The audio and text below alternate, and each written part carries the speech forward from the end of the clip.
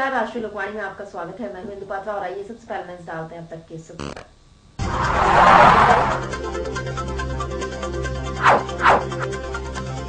केंद्र सरकार के 100 दिन पूर्ण होने पर कांग्रेस ने मनाया काला दिवस।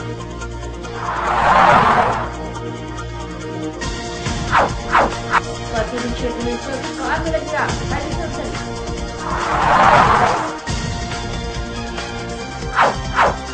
और NSUI ने जिला मुख्यालय में किया जोरदार प्रदर्शन।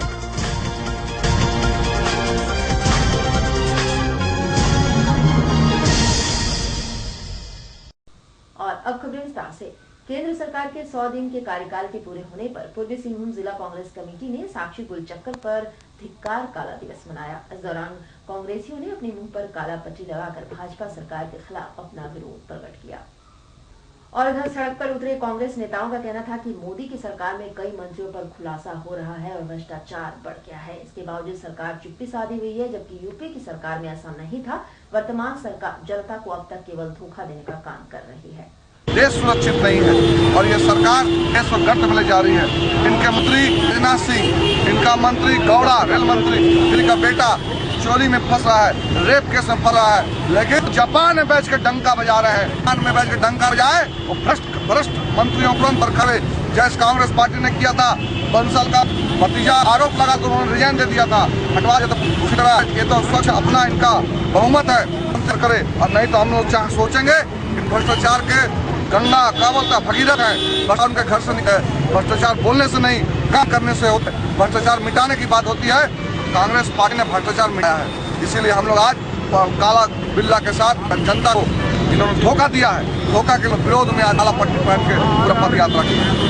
और इधर जमशेदपुर परसुडी अंतर्गत लोको मोड़ के पास चलती कार में अचानक आग लग गई। कार में सवार चालक समेत 4 लोग थे। आग लगने से ही चारों कार से तुरंत सुरक्षित बाहर निकलने में सफल रहे। थोड़ी देर बाद अग्निशमन की गाड़ी वहां पहुंचकर आग पर काबू पा ली, लेकिन तब तक कार पूरी तरह जल गया था। पुलिस का कहना है कि कार में सवार सभी सुरक्षित हैं।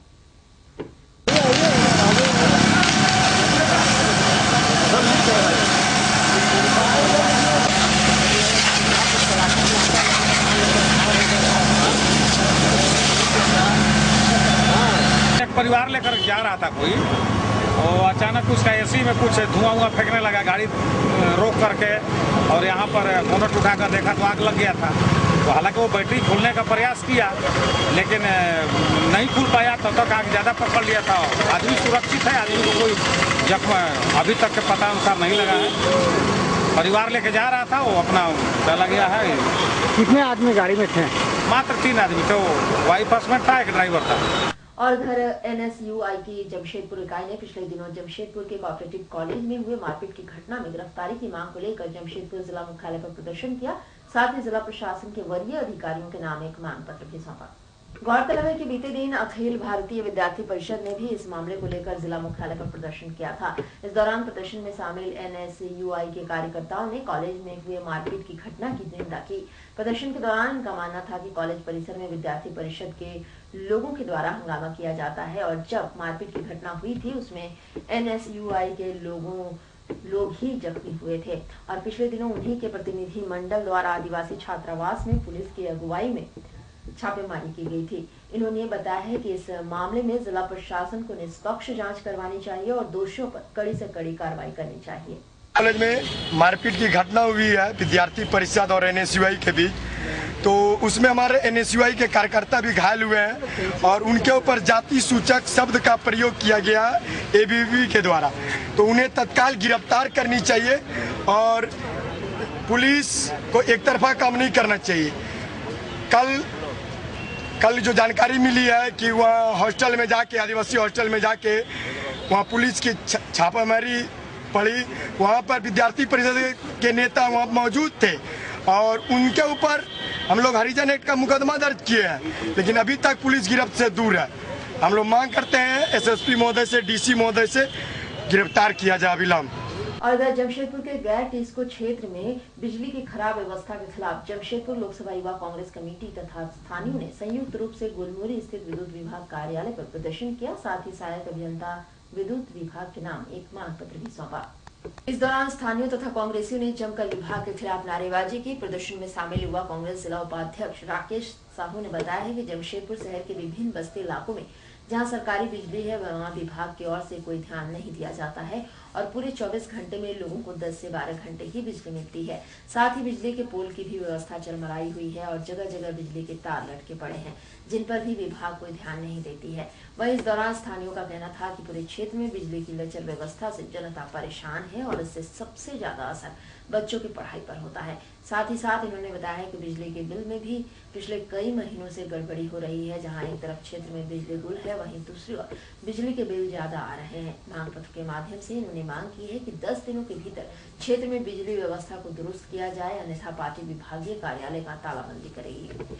जमशेदपुर पूर्वी विधानसभा के विभिन्न क्षेत्रों के जैसे कि भुइयाडीह, ग्वाला बस्ती, लाल भट्टा, कानू भट्टा, बागुन नगर, बागुन हाथू, बिरसा नगर, जून नंबर 1 से लेके 10 तक जो आप देख रहे होंगे पिछले 10-15 दिनों से बिजली की चरमराई व्यवस्था के विरोध में आज हम लोग गोलमुरी SDO कार्यालय में आए हैं ज्ञापन देने के लिए। चूँकि इनसे 2-4 बार फोन में भी हमारा बातचीत होने के बाद भी और वहाँ का बिजली व्यवस्था दुरुस्त नहीं हुआ है। आपको हम बता देना चाहते हैं कि जो भुइयाडीह, ग्वाला बस्ती है या कानू भट्टा है वहाँ का ट्रांसफार्मर इतना जर्जर हो गया, वहाँ से तेल चू रहा है और वहाँ वोल्टेज इतना मतलब स्लो रहता है, इतना डिम रहता है कि वहाँ एकदम मतलब सिर्फ लाल रंग का तार चलता है। तो हम लोग सारी समस्याओं को लेकर आए हैं और हम लोग इनका एक प्रतिलिपि हम लोग अपने माननीय मंत्री राजेंद्र सिंह को देंगे और GM साहब को देंगे और हम 10 दिनों का समय देंगे। यदि हमारा मांग नहीं पूरा होता तो फिर हम लोग यहाँ पर तालाबंदी करेंगे। लोग रिपेयरिंग चार्ज भरते हैं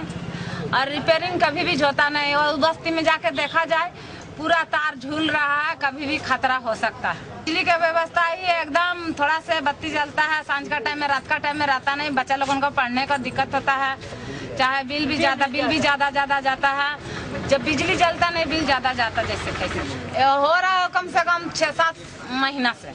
और इधर जमशेदपुर शहर के आदिवासी समाज द्वारा कर्मा पूजा के अवसर पर स्वर्णरेखा नदी घाट में विधिवत पूजा अर्चना की गई। इस दौरान महिलाओं ने नदी में स्नान कर विधिवत रूप से पूजा के लिए बालू उठाया। इस दौरान पारंपरिक ढंग से नृत्य भी किए गए। गौरतलब है कि कर्मा पूजा विशेष रूप से आदिवासियों की पूजा है जिसमें ये जंगल के पेड़ों की पूजा करते हैं और पूजा के दौरान बहनें अपने भाई के लिए लंबी आयु तथा समृद्धि का वरदान मांगती हैं। इस पूजा में महिलाएं अपने साथ बालू लेकर जाती हैं जिन्हें अनाज डाला जाता है और उनमें अंकुर होने के बाद उसमें कर्मा पेड़ की डाली को स्थापित किया जाता है और उसकी पूजा की जाती है। वर्षों से यह पूजा आदिवासी समुदाय पूरे विधि विधान से मानते चले आ रहे हैं। कर्मा महोत्सव होता है। कर्मा पूजा आदिवासियों में विशेषकर मुंडा और उरांव समुदाय में बहुत धूमधाम तरीके से मनाया जाता है। आज के दिन महिलाएं नहा धोआ करके जावा अकीद हम लोग बोलते हैं, तो यहाँ से नदी में स्नान ध्यान करके अनाज डाला जाता है जिसका अंकुर हो जाता है 2 दिन में। तो कर्मा पूजा के दिन कर्मा का डाल हम लोग लाते हैं जंगल से काट कर और उसका हम लोग विधि विधान से पूजा करते हैं। विशेषकर ये पूजा बहनें अपने भाइयों के लिए, सुरक्षा के लिए, समृद्धि के लिए करती हैं। ये वर्षों पुराना परंपरा चला आया। पूरे झारखंड में एक बड़ा अच्छा माहौल बनता है, सांस्कृतिक माहौल तैयार होता है। काफी संख्या में हम लोग जुलूस के साथ फिर विसर्जन करते हैं पूजा के दूसरे दिन सुबह में। और इधर जमशेदपुर के साक्षी बाजार स्थित मल्टी ब्रांड कपड़े के शोरूम में बीती रात लगभग 10 बजे आग लग गई। दमकल की 6 गाड़ियों की मदद से लगभग 3 घंटे की कड़ी मशक्कत के बाद आग पर काबू पा लिया गया। दुकान 3 मंजिला होने की वजह से ऊपरी मंजिल में पहुंचना काफी कठिन हो रहा था जिससे काफी कुछ जलकर खाक हो गया। फायर ब्रिगेड कर्मचारियों का कहना था कि आग लगने का कारण शॉर्ट सर्किट से हो सकता है। वैसे वास्तविक कारणों की जानकारी जांच के बाद ही पता चल पाएगा। दुकान मालिक पीयूष मेहता ने बताया कि वे रात दुकान बंद कर गए थे, तभी उन्हें किसी ने फोन कर बताया है कि दुकान में आग लग गई है। आग से कितने का नुकसान हुआ है ये बताना काफी मुश्किल है।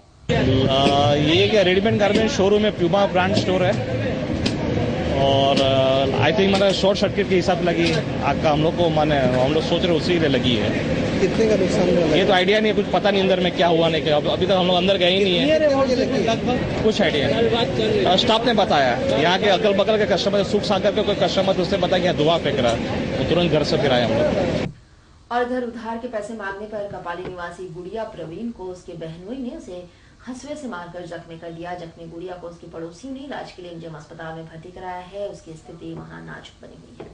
एमजीएम अस्पताल में इलाज के दौरान जख्मी गुड़िया प्रवीण ने बताया है कि उसके पति समीर अली का शराब पीने व बुरी आदतों के कारण वह 1 वर्ष पूर्व अपने पति को छोड़कर अपने मायके में अपने 4 बच्चों के साथ रहने लगी। कुछ वर्ष पूर्व उसके बहनोई सब्बन ने उनसे 50,000 रुपए कर्ज लिए थे। आर्थिक तंगी से परेशान होकर वह बुधवार को अपना पैसा मांगने सब्बन के पास गई। तब सब्बन ने अपने बीवी बच्चों को घर में बंद कर उसकी पिटाई करने लगा और उसी क्रम में वह हंसुआ निकालकर जान से मारने के मकसद से उसे हंसुए से मारकर जख्मी कर दिया। उसके बाद वह किसी तरह उसके चंगुल से भागकर अपनी जान बचाए और उसके पड़ोसी उसे जख्मी स्थिति में देखते हुए उसे इलाज के लिए एमजीएम अस्पताल में भर्ती कराए हैं, जहां उसकी स्थिति काफी नाजुक बनी हुई है। क्योंकि घर गई थी ना अभी, तो घर गई तो खेल के भलाया और समीर वही इसको भेजा था मारने के लिए। इसको किस लिए भेजा था? क्योंकि उसको छोड़ के आई है ना, हम लोग घर में रहने, उसी के लिए उसको दिया था ना जब, तब इसको बोला कि इसको मार दे। छप्पन के घर क्या करने गई थी? गई थी पैसा मांगने। कितना पैसा? 10,000 50,000 मांगी रही है ना, वही भेजा उसको मारने के लिए। अब बहाने से आई ना, तो बहाना से मार दी, कोई बहाना से मार दिया कि कोई मेरे घर से आए उसको मारे। घर आई जैसे ना, तो बस उसी ही लड़ाई करने लगा। हम लोग से लड़ाई कर रहे थे तो हम लोग चुप से थे। अब छोटी बहन है? हाँ, सबसे छोटी बहन। एक बार आर उठाया था मारने के लिए हंसुआ, नहीं मार सके इसको। और वहीं दूसरी घटना परसुडी थाना अंतर्गत गोविंदपुर रेलवे फाटक के समीप की है, जहां संपत्ति विवाद की हिंसक झड़प में 2 महिलाएं बुरी तरह जख्मी हो गई। परिजनों ने दोनों को इलाज के लिए एमजीएम अस्पताल में भर्ती कराया है। जख्मी सुलेखा ने बताया है कि उनके ससुर अपने सभी बच्चों को अपना संपत्ति बराबर हिस्से में बांट दिए थे, लेकिन उनके जेठ जेठानी उनका जमीन हड़पना चाह रहे थे। कई बार उनके घर का दरवाजा का ताला तोड़कर घर में घुसने का प्रयास भी किया गया, पर हमेशा विफल रहे। बुधवार को उनके घर में वो और उनकी बड़ी बहन थी। उसी दौरान उनके जेठ बलराम जेठानी व उनके बच्चे घर में घुसे और उन्हें भगाने लगे। जब वह विरोध की तो वे लोग उनकी पिटाई करने लगे। यह देखकर उनकी बहन रेबा दास उन्हें बचाने आई। तब उनके जेठ ने उनकी बहन को सब्बल से मारकर जख्मी कर दिया। घटना के बाद वो घटना की जानकारी परसुडी थाने को दी और अपना और अपनी बहन का इलाज एमजीएम अस्पताल में करवाया, जहां उनकी बहन की स्थिति काफी नाजुक बनी हुई है। मेरा घर, हाँ, तो वो लोग आके मारपीट कर रहा है दोपहर में। वो ज्यादा गुंडागर्दी लोग लेके आके सबल से मेरा दीदी को ताला तोड़ के अंदर घुस कर। क्यों मारा? ये घर में रह रही है हम लोग, इसीलिए जमीन हम लोगों का है, इसीलिए मारपीट किया। वो लोग बोल राजा हम भी लेंगे यहाँ पर घर। सबको तो दे दिया ससुर जी, किसी के तो सबका घर बना दिया, उसका बड़ा बा मजला बा सबका घर बना दिया, फिर भी यहाँ लूटने आ रहा है।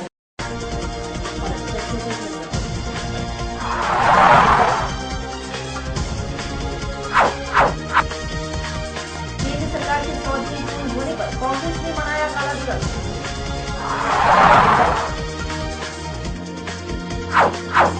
परसुडी क्षेत्र में चलते कार में लग गया एडिशनल सर्विस।